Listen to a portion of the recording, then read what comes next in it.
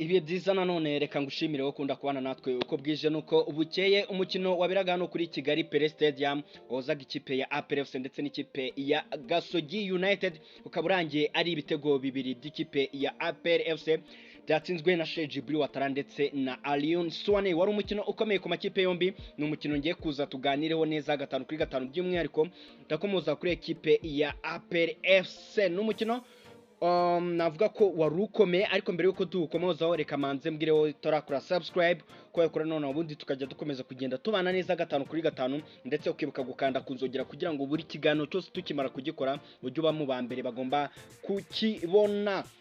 Wari umukino ukomeye by'umwihariko ku ikipe ya APR FC ndetse n'ikipe ya Gasogi, kuko nk'ikipe ya Gasogi yarikoze imikino ibiri idatsinda nyuma yo gutsindwa n'ikipe ya Al Hilal, ikaza no kuba itsindwa ku munsi wo kwa gatandatu washize.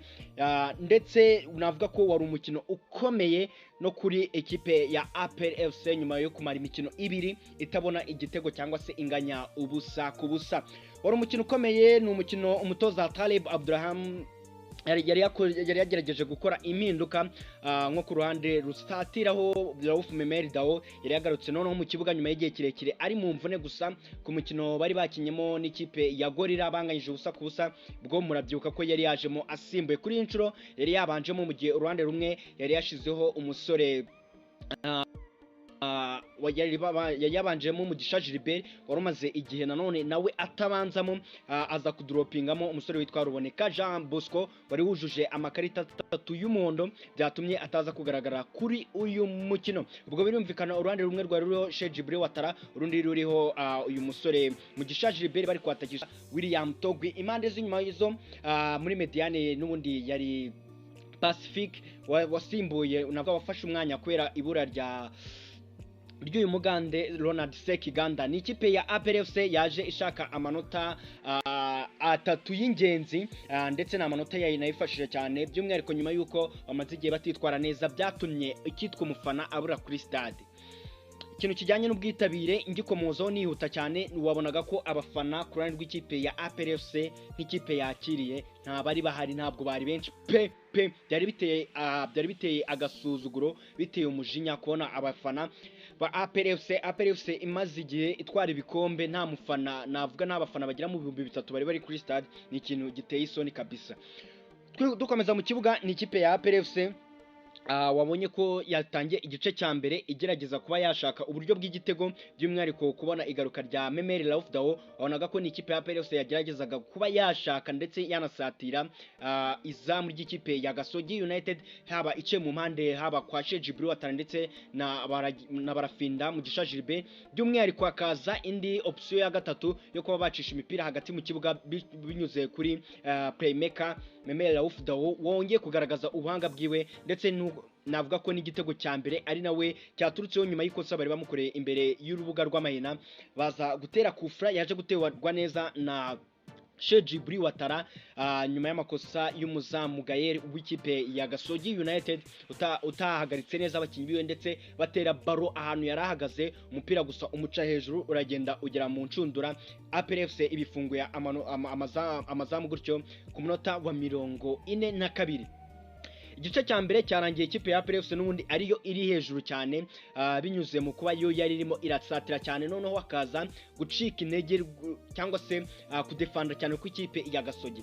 Umutoza wa Gasogi we navuga ko mu gice cya mbere yari yize tactique zo kuba yasatira, noneho akajya akinira imipira miremire cyangwa se ama counter attack, abifashijwemo n'abakinnyi bafite ubunararibonye harimo nka Ngongo Herve, uyu musore navuga ufasha cyane ikipe ya Gasogi United nubwo atagaragaye kuri uyu mukino. Ubona ko igice cya mbere ni ikipe ya APR FC yihari imipira cyane ku kigero cyo hejuru. Mu gice cya kabiri umutoza wa Gasogi nawe yaje akora impinduka ndetse zanamufashije kuba yatangira igice cya kabiri ashaka kuba yagombora igitego bari batsinzwe mu gice cya mbere.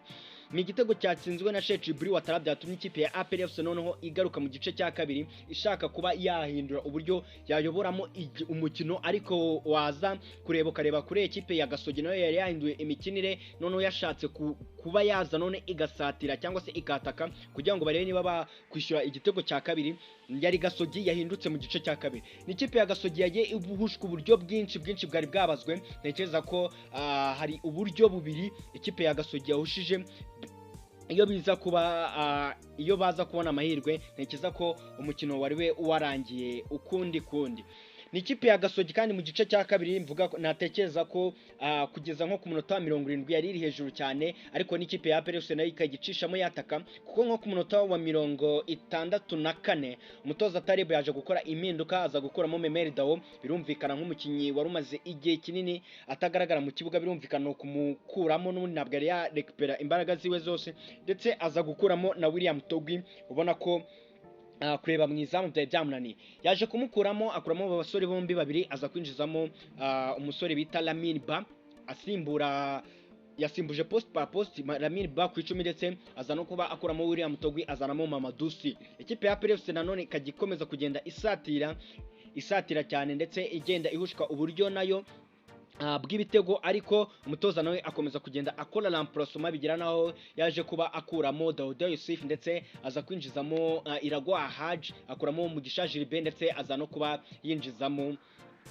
uyu musore Alioune Souane waje kuba atsinda igitego. Ni ikipe ya APR FC izo mpinduka yego zaje zirayifasha, ariko ukajya ubona ko iri kugerageza kugenda isatira ireba uburyo yafungura amazamu cyangwa se yaterekamo igitego cy'umutekano reba uburyo yashyiramo igitego cya kabiri kikaba cyatanga umutekano mu kintu kijyanye no kuri uyu mukino. Ni APR kandi yaje kubigeraho, kuko ku munota wa mu minota 4 y'inyongera, ku munota wa 91 kuri koroneri nziza yari itewe na Iragwa Haji ku mupira mwiza wari uzamukanywe na Mamadou Sy, yazamutse acenga abakinnyi bajya muri 3-4 b'ikipe ya Gasogi United, aza gutanga umupira kuri Alioune Souane bari bazanye nka nimero 8, kuko yajemo asimbuye Daouda Youssef wari wamaze kuba asimburwa, aza kuba aterekamo igitego cya kabiri. APR FC ntekereza ko nyuma yuko yari maze kuba yatsinda kipe ya Rayon Sport, noneho ntekereza ko ari wo mukino wa kabiri itsinze harimo ikinyuranyo cy'ibitego bibiri. Ntekereza ko ari message ikomeye ku bafana b'ikipe ya APR FC ndetse no ku bakinnyi, kuko ureba uburyo abakinnyi baserebuye ibi bitego, ubona ko bari abakinnyi banyotewe intsinzi, bari abakinnyi ubona ko nabo bari bazi ko bamaze igihe badafite cyangwa se badatanga ibyo bafite ku bakunze babo ndetse n'abafana muri rusange. Soza ku bijyanye n'uyu mukino, gusa ndamanza nkomoze kwigaruka rya Memel Dao. Ni Memel Dao wagize imvune, ntekereza mu gihe kibi ubwo shampiyona yari itangiye, ndetse ntekereza ko yari yarangije kuba yakonfirma abakunzi ndetse n'abafana b'ikipe ya APR FC nyuma yuko yari abaye MVP wa Sekafa Kagame Cup, ndetse akaza no kuba yitwara neza ku mukino wa mbere bakinaga muri ikipe ya Gicumbi, akaza gutanga assist kuri Memel Togwi.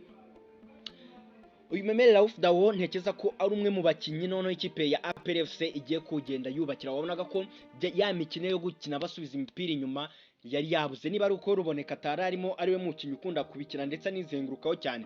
Ntekereza ko ni ikipe ya APR FC yari yahinduye imikino. Ugiye no kureba muri remplacement yakoze, yazanyemo Iragwa Haji asimbuye Barafinda, ubona ko ni Iragwa Haji waje agira byinshi akora, ndetse nawe wagerageje kuba yakreya uburyo, ariko ntibwaza kubyara umusaruro. Ndetse no ku rundi ruhande, ku ruhande rw'iburyo ukongeraho Hakim Kwanuka wajemo asimbuye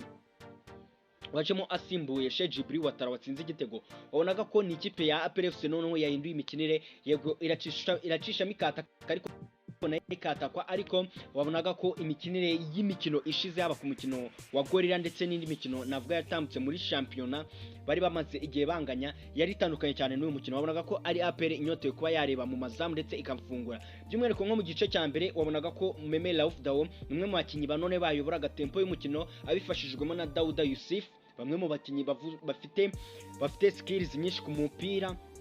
bayoboye cyane igice cya mbere noneho bakajya bayoborera umukino hagati. Ntekereza ko ikipe ya APR FC noneho nk'uko tubizi shampiyona y'icyiciro cya mbere hano mu Rwanda ikinirwa mu imipira myinshi ica mu bawinga ndetse no mu mpande, noneho twabonye APR FC ibasha kuba yakinisha impande 3 zataka, hari ugukina hagati mu kibuga ndetse no gukina impande zombi zaba ku ruhande rw'iburyo ndetse no ku ruhande rw'ibumoso. Ukabona ko ni APR FC ishaka kuba yafungura amazamu ku kibi n'ikiza. Ni APR FC rero ntekereza ko iyi message ishobora kuba yagarura abakinyi abafana ku kibuga, n'umutoza nubwo nawe mbona ko hagifite byinshi byo gukora cyangwa se gifite byinshi byo gukompleka mu bafana kugira ngo bazongere bagaruke ku kibuga. Ko ntekereza ko ikipe ya APR FC ibikoze itya ikakomeza kugenda yitwara neza mu nk'imikino 3 iri imbere, ntekereza ko abafana bo bazongera kugaruka ku kibuga ndetse bakongera bakareba ya APR FC ikina ituje, ikina abakinyi bose babona ko bari inspired n'uwo mukino, ikina ifite ikiharanira. Apana nk'imikino yashize twagiye tubona APR FC ikina ukajya ubona abakinyi ubwabo bari gukina ibyawo, umutoza nawe mwitangazamakuru akavuga ko iby'abakinyi bari gukina nawe ibyo yavuze nta hantu bihuriye. Ni APR FC itanze ubutumwa bw'ibitego 2 kuri ekipe nka Gasogi. Mbibutsa ko ikipe ya Gasogi yanganyije n'ikipe ya Rayon Sport, ni imwe mu makipe navuga yatangiye saison ari kwitwara neza nko mu mikino 7 ya mbere. Nanone ntabwo nasoza navuze kuri ekipe ya Gasogi. Ni ikipe ya Gasogi ubaye umukino wa gatatu itakaje yikurikiranya ndetse iri gutsindwa ibitego 2 nyuma yo gutsindwa n'ikipe ya Al Hilal, igatsindwa n'ikipe ya Mukura, itsindwa n'ikipe ya APR FC. Ntekereza ko Kenise aracyafite byinshi byo kuba yaganiriza abasore biwe, ntekereza ko imikino iri imbere ashobora kuzagenda yitwaramo neza. Ngayo nguko rero reka ngushimire we twabanye muri iki kiganiro, nshishikariza wowe utarakora subscribe ko ikora nonaho, ubundi tukajya dukomeza kugenda tubana neza 5 kuri 5. Njye wumva Nebo Fabrice, reka tuzasubira utaha. Ciao ciao.